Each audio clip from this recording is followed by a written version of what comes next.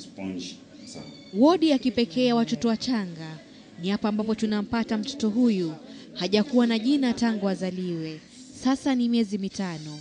Mzazi wake wa kike aliyemzalia katika kliniki moja eneo la Kibera alimleta hapa kwa matibabu baada ya hospitali hiyo kushindwa na hali yake. Hali ya hydrocephalus, kichwa chake kimejaa maji na ni kikubwa kushinda kiwiliwili chake. Baada ya mama kumleta hapa na gangaganga za madaktari, kwa muda mfupi tu mamake akatoweka. Hadi sasa hajulikani aliko na nambari za simu alizoacha hapa hazipatikani tena. Tangu wakati huo mtoto huyu ameishi hapa peke yake, hakuna anayemdekeza kama wenzake. Hii ni hadi siku chache zilizopita ambapo Alan Odhiambo, mchungaji wa kanisa, alipomuona na kumpa jina Baraka. Akakuta mgonjwa mmoja amembeba akitembea naye kwenye vyumba vingine vya wagonjwa huko, ndo nikajua kumhusu. So nilipoona hali yake nikaulizia, ndio wakaniambia kwamba ako katika hii hali na aliachwa na mzazi hapa hospitalini na alikuwa yuko peke yake. Sasa Baraka anaye mlezi, lakini hatima yake ingali haijulikani. Madaktari wanasema kuwa ubongo wake haujakomaa na ni mdogo mno, na matibabu ya upasuaji kumtoa maji huenda akahatarisha maisha yake. Basically what we are doing for now is just supportive management, feeding the baby. We have talked to the neurosurgical team which said there isn't really much they can do for now.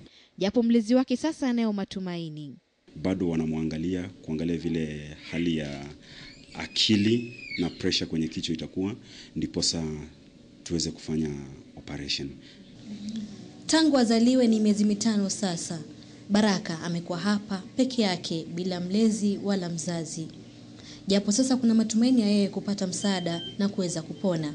Wengi watoto ambao wamezaliwa na ulemavu fulani wameachwa na wazazi wao.